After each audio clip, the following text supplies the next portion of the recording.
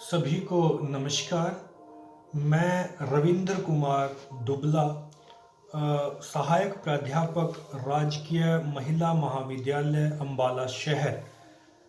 आज हम जिस विषय पे चर्चा करेंगे वो है जयप्रकाश नारायण के सर्वोदय संबंधी विचार।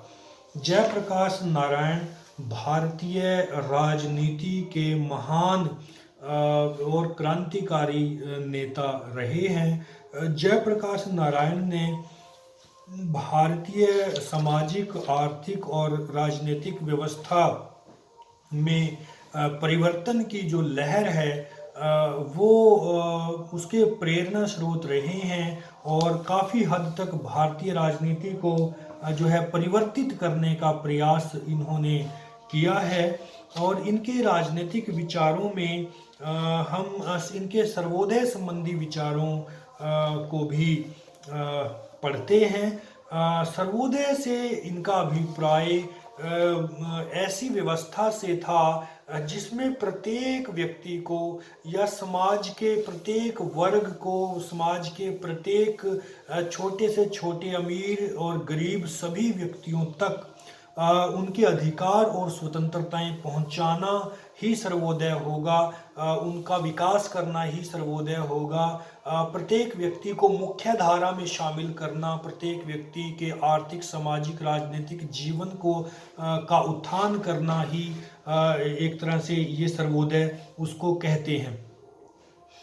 सर्वोदय के संबंध में जयप्रकाश नारायण के विचार पढ़ने से पहले एक सेकंड के लिए ये देखना बहुत जरूरी है कि ये कॉन्सेप्ट आया कहाँ से। महात्मा गांधी के ऊपर रस्किन की पुस्तक अनटू द लास्ट का बहुत प्रभाव था, जहाँ से महात्मा गांधी जी के मन में ये विचार आया कि बिल्कुल लास्ट व्यक्ति का, अनटू द लास्ट मतलब बिल्कुल जो पिछले स्तर पर जो व्यक्ति खड़ा है, बिल्कुल कतार में जो सबसे पीछे है, उस तक किसी न किसी तरीके से न्याय पहुंचाया जाए, उस तक किसी न किसी तरीके से सामाजिक, आर्थिक और राजनीतिक स्वतंत्रता और अधिकार पहुंचाए जाएं, उस तक किसी तरीके से न्याय पहुंचाया जाए। इसी अवधारणा पर जो है सर्वोदय का सिद्धांत जो है वो खड़ा है। महात्मा गांधी के साथ साथ विनोबा भावे भी इसी प्रकार के विचार जो हैं, सर्वोदय संबंधी विचार महात्मा गांधी के बाद जो है विनोबा भावे ने भी इसी तरह के विचार जो है वो रखे थे। विनोबा भावे से भी जो है ये जयप्रकाश नारायण काफ़ी प्रभावित नजर आते हैं सर्वोदय के संबंध में। तो यदि हम सर्वोदय का अर्थ खोजने की कोशिश करें तो हम पाते हैं कि सर्वोदय दूसरे लोगों के लिए एक जीने का सिद्धांत है, दूसरे लोगों के लिए जीने का सिद्धांत है, दूसरे लोगों का विकास करने का सिद्धांत है, या सब लोगों को विकास के मार्ग में साथ लेके चलने का सिद्धांत है। विनोबा भावे के अनुसार हम जो है इसका अर्थ जानने की कोशिश करते हैं। विनोबा भावे का मत है कि सर्वोदय जो है वो बहुत ज़्यादा व्यक्तियों का नहीं या अधिकतम व्यक्तियों का नहीं, बल्कि सब व्यक्तियों का जो है वो सुख है। सब व्यक्तियों को एक तरह से मुख्य धारा में शामिल करने से संबंधित है, चाहे वो व्यक्ति सबल है, चाहे वो व्यक्ति निर्बल है, चाहे वो व्यक्ति बुद्धिमान है, चाहे वो व्यक्ति बुद्धिहीन है।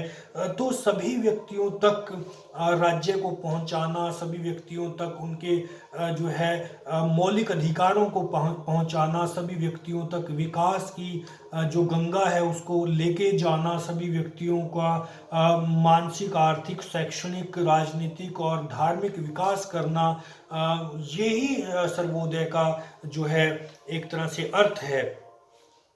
इसी तरह से यदि विनोबा भावे के बाद जयप्रकाश नारायण की बात करें तो जयप्रकाश नारायण ने भी सर्वोदय के सिद्धांत को भौतिकवाद से दूर समझा और भौतिकवाद के विपरीत समझा, आध्यात्मिकवाद के करीब समझा, नैतिकता के करीब समझा। इसी तरह से जो है जयप्रकाश नारायण ने कहा कि व्यक्तियों के अंदर आध्यात्मिक गुणों का समावेश करना, नैतिकताओं को बढ़ाना, एक दूसरे के प्रति प्रेम को बढ़ाना, परोपकार को बढ़ाना, भाईचारे को बढ़ाना और जो है शांति को बढ़ाना, जो है एक दूसरे के लिए सह अस्तित्व की भावना को बढ़ाना, बंधुत्व को बढ़ाना और ये सारे विचारधाराओं को बढ़ाकर उसको विकास के मार्ग पर साथ लेके चलना, एक तरह से यही जो है सर्वोदय का सिद्धांत होगा। तो क्या क्या मुख्य बातें सर्वोदय के सिद्धांत में शामिल हैं, आइए वन बाय वन हम जो है उनका जिक्र करेंगे। तो सबसे पहले जयप्रकाश नारायण ने सर्वोदय के संबंध में जो बात की वो कही कि सर्वोदय समानता पर आधारित होगा। सर्वोदय यानी सबका जो उदय होगा, सबका जो विकास होगा, सबके जो अधिकार और स्वतंत्रताएं और न्याय सबको जो पहुंचाने का प्रोसेस होगा, जो व्यवस्था होगी, वो समानता पे आधारित होगी।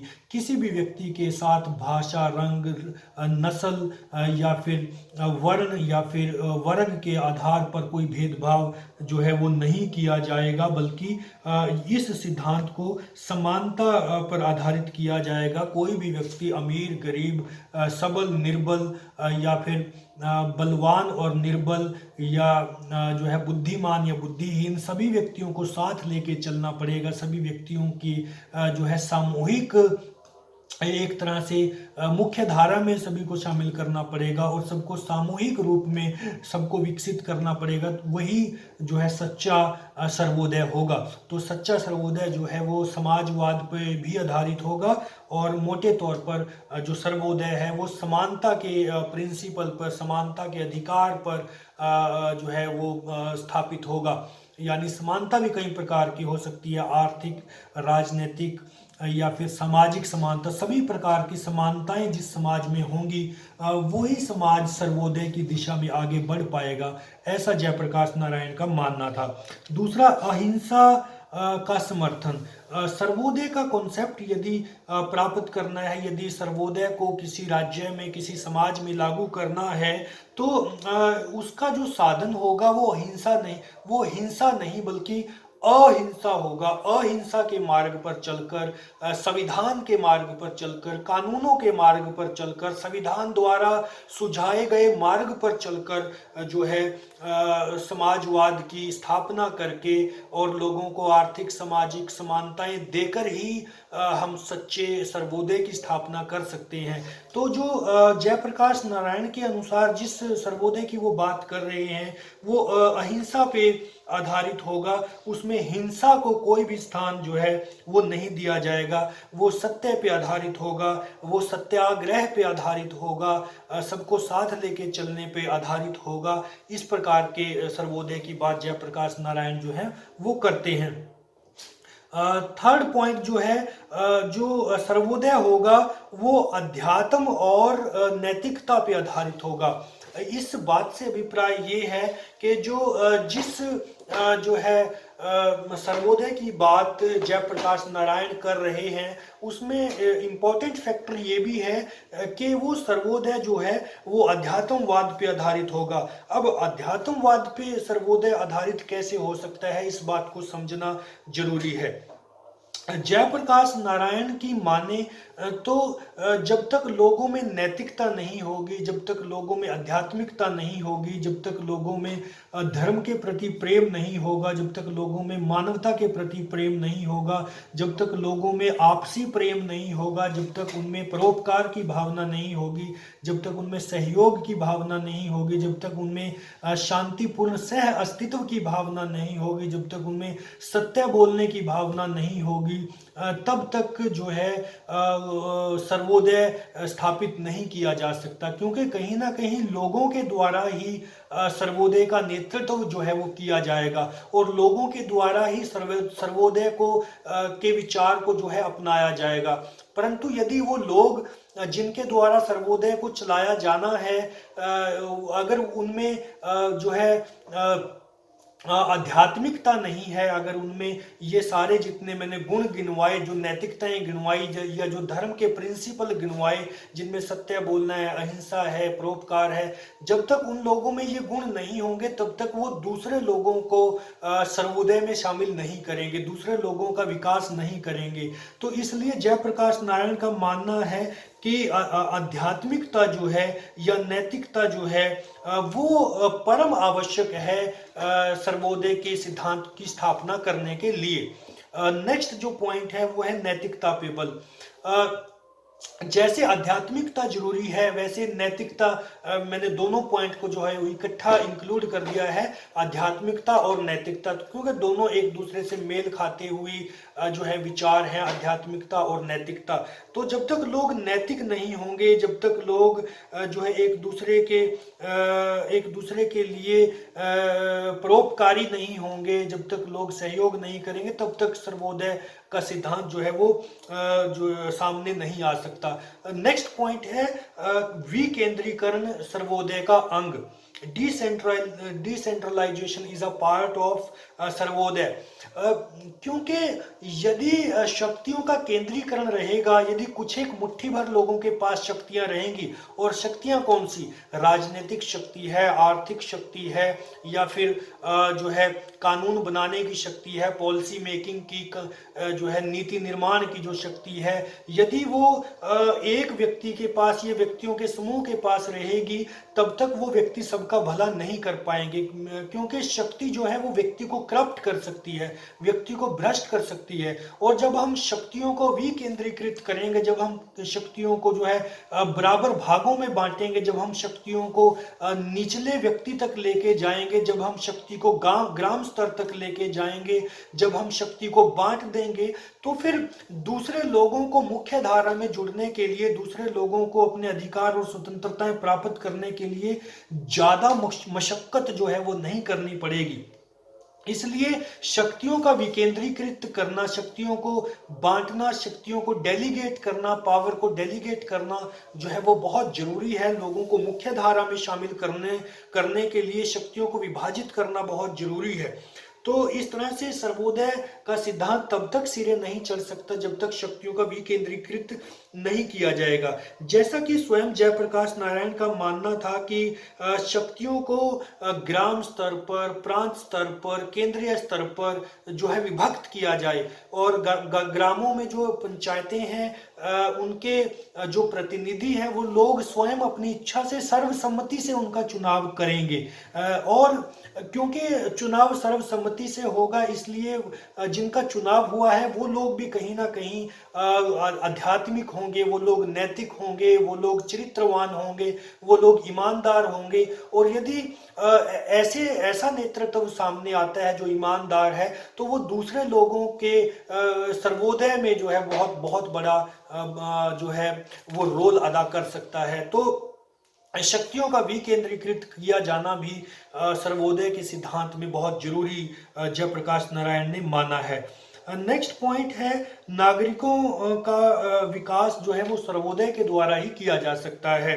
Development of citizen can only B through Sarvodaya, क्योंकि सर्वोदय में सभी व्यक्तियों को साथ लेके चलने का प्रश्न पैदा होता है, सभी व्यक्तियों को सभी प्रकार के अधिकार देने की बात होती है। इसमें कोई भी किसी भी व्यक्ति से जो है भेदभाव नहीं किया जाता, सभी व्यक्तियों को समानता देनी है, सभी व्यक्तियों को स्वतंत्रता देनी है, बंधुत्व की भावना को अपनाना है, नैतिक और आध्यात्मिक भावनाओं को अपनाना है, और नैतिकता और अध्यात्म के को बेस बनाकर सभी लोगों को साथ लेके चलना है। तभी सर्वोदय का जो सिद्धांत है या सभी नागरिकों का जो भलाई है उसका कार्य किया जा सकता है। नेक्स्ट है भारत जैसे समाज में सर्वोदय ही एक प्रेरणा है। क्योंकि भारतीय जो समाज है वो बहुत सारे टुकड़ों में बंटा हुआ है, धर्म के नाम पर बंटा हुआ है, वर्ग के नाम पर बंटा हुआ है, लिंग के नाम पर बंटा हुआ है, और जो है जातियों के नाम पर बंटा हुआ है, धर्मों के नाम पर बंटा हुआ है। तो जयप्रकाश नारायण का मानना था कि भारत जैसे समाज को विकसित करने के लिए, भारत जैसे समाज के लोगों का उदय करने के लिए, भारत जैसे समाज के लोगों को विकसित करने के लिए सर्वोदय के सिद्धांत पर चलना परम आवश्यक है। और सर्वोदय के सिद्धांत पर चलकर ही सभी नागरिकों को जो है वो विकसित किया जा सकता है।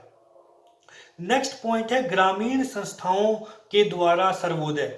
ग्रामीण संस्थाएं जो हैं, जैसे कि हम पहले भी बात कर रहे थे, ग्राम स्तर पर प्रत्यक्ष जो है प्रत्यक्ष प्रतिनिधि संस्थाएं, यानी प्रत्यक्ष प्रतिनिधि संस्थाएं ऐसी संस्थाएं होंगी जहां प्रत्यक्ष रूप से लोग अपने प्रतिनिधियों का चुनाव करेंगे। आगे वो प्रत्यक्ष प्रतिनिधि जो है मंडल स्तर पर या फिर जिला स्तर पर या राज्य स्तर पर प्रतिनिधियों का चुनाव करेंगे। इस तरह से जो लोगों का प्रतिनिधित्व होगा वो सच्चा प्रतिनिधित्व होगा। और यहाँ पे राजनीतिक दलों को किसी प्रकार की कोई शक्ति नहीं दी जाएगी। बस लोगों के प्रतिनिधि चुनवाए जाएंगे, लोगों को अपने प्रतिनिधि चुनने का जो है वो अधिकार दिया जाएगा, और प्रतिनिधि भी सर्वसम्मति से चुने जाएंगे। और प्रतिनिधि भी उन व्यक्तियों को चुना जाएगा जो आध्यात्मिक हैं, जो नैतिक हैं, जो चरित्रवान हैं, और जो लोगों की भावनाओं, आकांक्षाओं, आशाओं को समझते हैं। इस प्रकार के प्रतिनिधियों को ग्राम स्तर पर चुना जाएगा, इसी प्रकार के प्रतिनिधियों को जिला या राज्य स्तर पर चुना जाएगा। और इसी प्रकार के जो व्यक्ति हैं अपनी ग्रामीण संस्थाओं को जैसे डेवलप करने वाले जो लोग हैं, वही सर्वोदय के लिए मार्ग प्रशस्त कर सकते हैं, ऐसा जयप्रकाश नारायण का मानना था। इसके अलावा सर्वोदय में राजनीतिक दलों का कोई महत्व नहीं है। जैसा कि हम पिछले पॉइंट में भी बात कर रहे थे कि जयप्रकाश नारायण दलों के भ्रष्ट आचरण से बहुत परेशान थे, दलों के स्वार्थी हितों से बहुत परेशान थे, दल के नेताओं के चरित्रवान ना होने से, ईमानदार ना होने से, संकीर्ण होने से बहुत ज्यादा परेशान थे। इसलिए वो राजनीतिक दलों को भारतीय लोकतंत्र से बिल्कुल साफ करना चाहते हैं और उनके स्थान पर लोगों के प्रतिनिधियों के चुनाव को प्राथमिकता देते हैं। लोगों के सच्चे प्रतिनिधि जो है वो ग्राम स्तर पर लोगों के जो है सर्वसम्मति से चुने जाएंगे, जैसे कि हम अभी बात कर रहे थे, और राजनीतिक दलों का कोई उसमें स्थान नहीं होगा। ये भी उनके सर्वोदय सिद्धांत का महत्वपूर्ण जो है वो बिंदु है। नेक्स्ट है समाजवाद के लक्ष्य सर्वोदय द्वारा ही पूरे हो सकते हैं। समाजवाद यानी ऐसी व्यवस्था जिसमें उत्पादन और वितरण के साधनों पर सभी व्यक्तियों का जो है नियंत्रण रहे, उस पे पूंजीपतियों का कोई अधिकार ना हो। समाजवादी व्यवस्था यानी जहाँ पे सब लोगों के आर्थिक समानताओं का ध्यान रखा जाए, जहाँ सभी लोगों की राजनीतिक समानता का ध्यान रखा जाए, जहाँ सभी लोगों की रोजी रोटी का ध्यान रखा जाए, जहाँ सभी लोगों की आजीविका का ध्यान रखा जाए, जहाँ अमीरों को और गरीबों के बीच के गैप को कम से कम किया जाए, जहाँ प्रत्येक व्यक्ति का विकास किया जाए। ऐसी व्यवस्था तभी उत्पन्न हो सकती है, यानी ऐसा समाजवाद तभी उत्पन्न हो सकता है जब हम सर्वोदय के सिद्धांत पे चलेंगे, जब हम सब लोगों को साथ लेके चलेंगे, जब हम अंतिम व्यक्ति को भी मुख्य धारा में शामिल करने के विचार के साथ चलेंगे। ये भी उनका मानना था। सर्वोदय के जो साधन होंगे वो भी पवित्र होंगे। तो जिस प्रकार के सर्वोदय की बात जो है जयप्रकाश नारायण करते हैं, वो उनका ये भी मानना है कि ऐसा नहीं होगा कि किसी क्रांति के द्वारा हम ऐसा सर्वोदय लेके आएंगे, या जैसे मार्क्सवाद में या जैसे समाजवादी लोगों ने क्रांति का मार्ग सुझाया है, ऐसा बिल्कुल भी नहीं होगा कि भाई कोई खून खराबे वाली क्रांति की जाएगी तभी हम सर्वोदय की स्थापना कर पाएंगे, तभी हम एक समाजवादी समाज की स्थापना कर पाएंगे। इसके विपरीत जयप्रकाश का मानना था कि जो सर्वोदय होगा वो संवैधानिक साधनों के रास्ते पे चल के, वो शांति के रास्ते पे चल के, वो सत्य के रास्ते पे चल के, वो सत्याग्रह के रास्ते पे चल के जो है उस सर्वोदय को प्राप्त किया जाएगा। उसमें हिंसा का कहीं भी कोई स्थान नहीं होगा, वो अहिंसा पे जो है एक तरह से आधारित होगा। तो इस प्रकार के सर्वोदय की बात जो है वो जयप्रकाश नारायण के द्वारा की जाती है। इसके अलावा इनके सर्वोदय में हम ये भी पॉइंट पढ़ सकते हैं कि सर्वोदय के विचारों में इन्होंने कई तरह के कई एक कुछ सर्वोदय एक कोई एक विचार नहीं है, सर्वोदय के पीछे बहुत सारे विचार काम करेंगे।